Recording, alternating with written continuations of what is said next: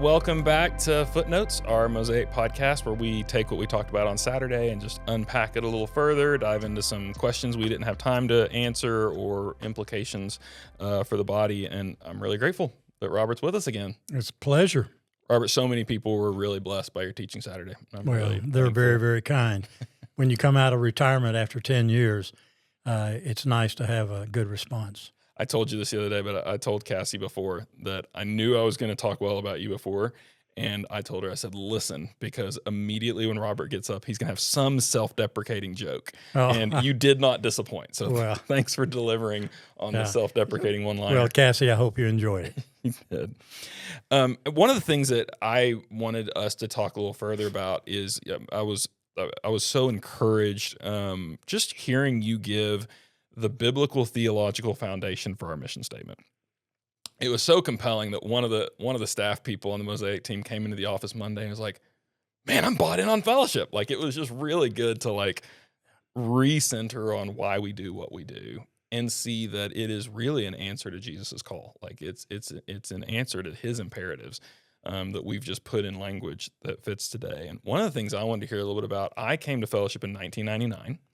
So Fellowship was a 15-year-old church at that time. And when I came, a lot of the language that we use every day was pretty set. You know, we were talking cell celebration. We were talking produce and release spiritual leaders who know and express the authentic Christ in Northwest Arkansas and the world. We were talking truth travels best the road to relationships. We were talking about team-based ministry. Like all of that language that I really associate with Fellowship, it felt pretty established by 99. When I started hanging out around Fellowship. I was curious a little bit, like, how did that process go? How much of what is Fellowship now was in your heart in 1983 when you and the Arkans were first dreaming of Fellowship? How much was there early, and how much developed over the years, and what was that process like?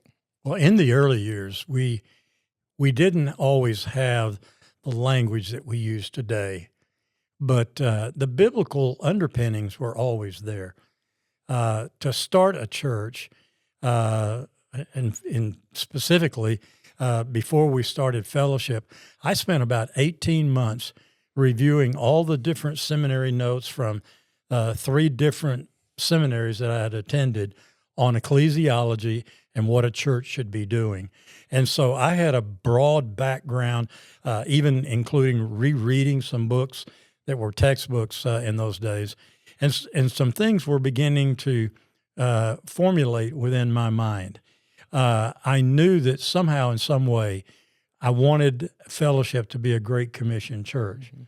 I wasn't ready at that moment to give produce and release spiritual leaders, but I felt driven by the Great Commission. Also, for years and years and years in ministry, I often evaluated what we were doing on the basis of, was it making a difference in the lives of people?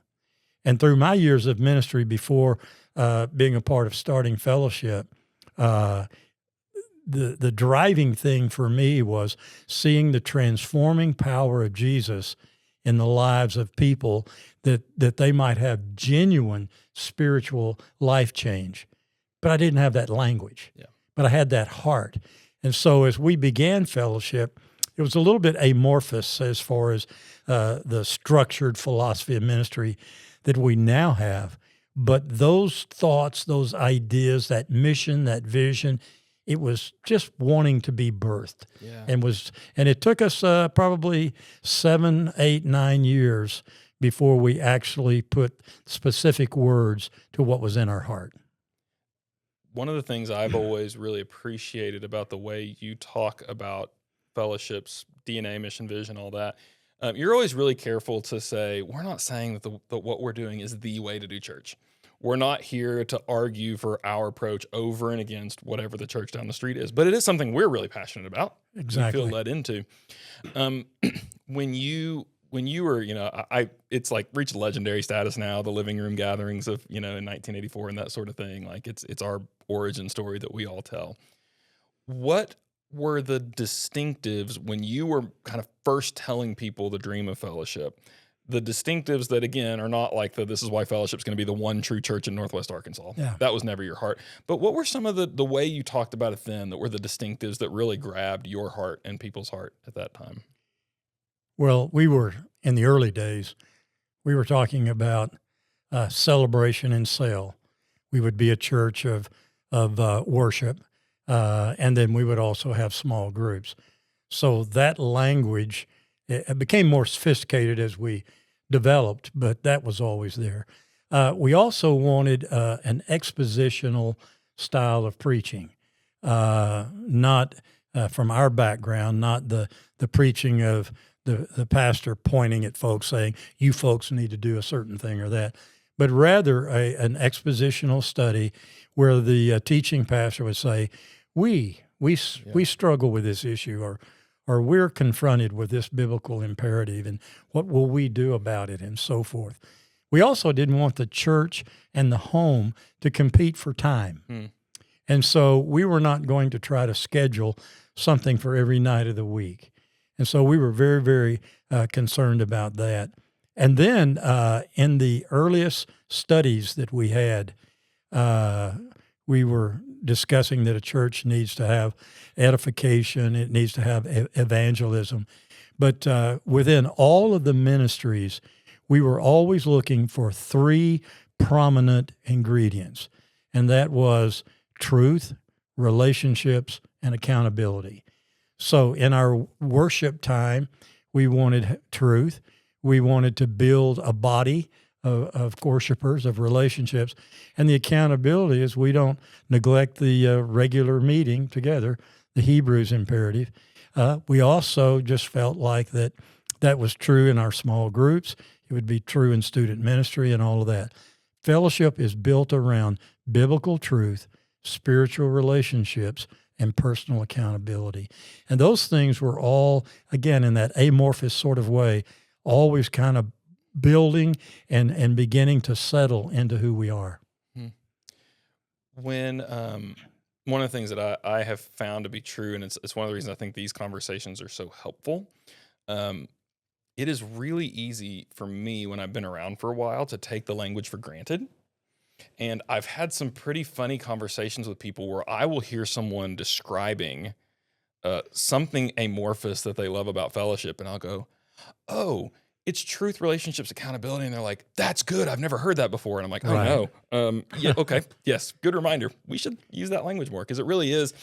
It's in a lot of ways, the secret sauce of what makes it so delightful to be here. But it's really easy to take it for granted.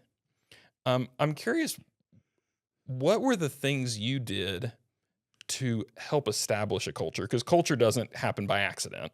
It's something that you're very deliberate about.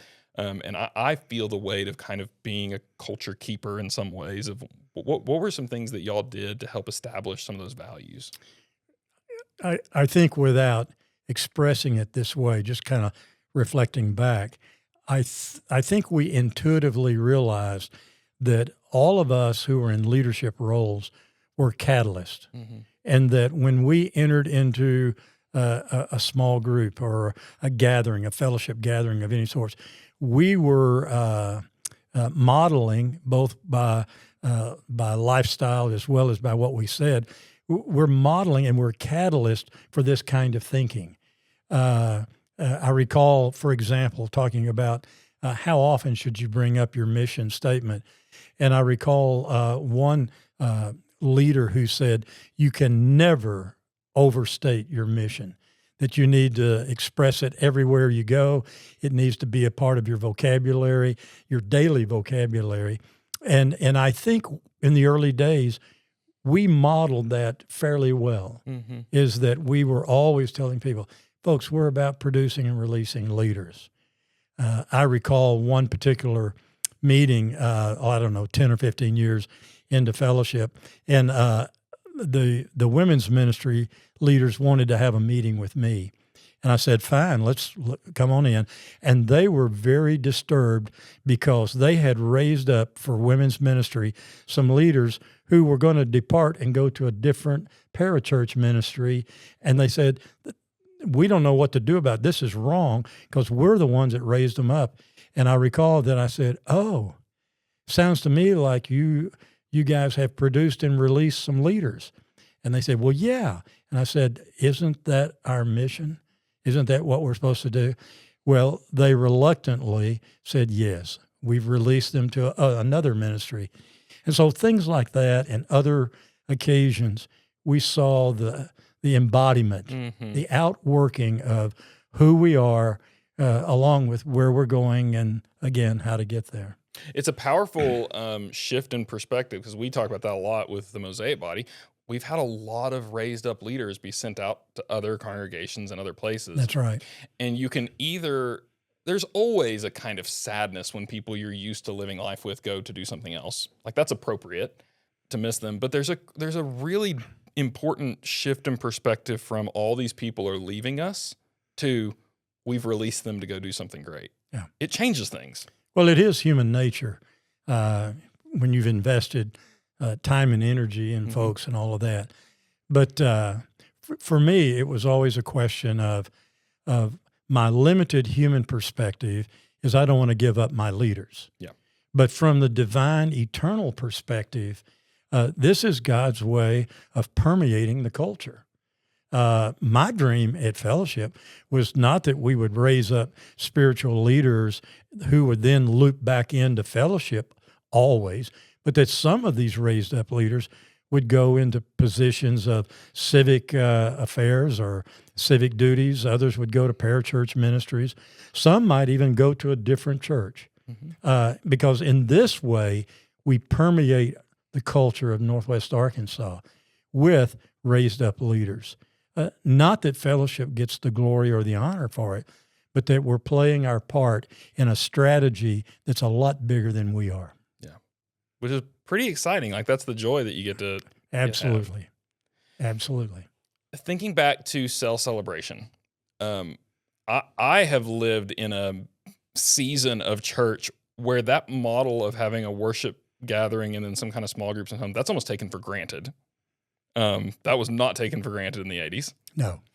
What made you, what was the kind of sense that we need this small group structure? What drew you to that? What was kind of the impetus to starting that kind of structure? Well, when I was doing my research in view of becoming a part of starting a new church someday, somehow, some way, I was drawn to this new concept of big celebration, big in the sense of a corporate celebration, and then breaking down into small groups. My background was Southern Baptist, and we had Sunday school. It is a time-honored, God has blessed Sunday school ministry through the years that it's been in existence. But I wanted to get into folks' home and in a relaxed setting where maybe the mask could be let down and we could be real and all of that. And I was intrigued by this idea of home groups. And so when we started Fellowship, we were looking to our model, which was Fellowship Bible in Little Rock. And they were doing it. They were actually expressing it within their body. And it just simply reinforced what was in my heart. Let's see what this celebration cell is really, really like. You mentioned Fellowship Little Rock. This is a question I get a lot. Do you know when Fellowship Little Rock started? I think they're somewhere between 7 and 10 years older than we are. Okay. And a question I get a lot, and tell me if I understand this rightly. A lot of people ask, what's the relationship? And my understanding is nothing institutional, just relational. Friends that knew each other, but there's not a formal connection. Yeah. Well, I think it depends on who you ask. Okay. I think if you ask people in Little Rock, they would probably say we started Fellowship Northwest Arkansas. And that's fine because we relied heavily on some things that they were doing that matched what we wanted to do. I was very close friends with Robert Lewis, who was the directional leader in Little Rock. So if they want to claim us as a church plant, I guess that's okay. Yeah. But from our perspective here, they were our mentors. But we were, as you said, we were relationally connected, but not a formal institutional connection. we didn't get any money from them. So Okay. it was just relational. Yeah. One last question, and I'm putting you on the spot on this one, so I Okay. apologize. One of the things you've talked a lot about is form and function. Function stays the same. It's biblical. It's essential. Form shifts and changes appropriately with culture. And you've said, some things about fellowship must change over time. That's a natural part of culture. Some things really shouldn't. I'm curious, as you think and pray, we're 40 years in, as you think about the next 40 years of fellowship, are there things that you would challenge us? Hey, don't let go of this. Hold on to this. And are there things that you see like, hey, I think this probably is going to need to adapt and change some over the next years? Do you have any insights or thoughts? Always have Okay, good. insights. They may not be strong, but I have opinions about pretty much everything. But to answer in a broad stroke perspective, we emphasize in a lot of our consulting with other churches, we emphasize that all church ministries are built on organizational principles and also on organic or spiritual principles. I like to call them drivers, that these principles are the things that drive and provide momentum and propel a church forward. And at Fellowship, we've selected 5 drivers: mission, vision, strategy, but also our core values and our core beliefs. These are things that I would hope that Fellowship would always embrace. I would, if I had a moment of fearfulness, which I don't, but if I had a strong moment of fearfulness, it would be that Fellowship might evidence mission and vision drift. Yeah. And those kind of, or that we might drop some core values that, at least in my understanding, were necessary for the Fellowship culture, or the core beliefs, which are basically almost like a statement of faith. Our absolute rock bottom essential things that define us as a conservative evangelical church.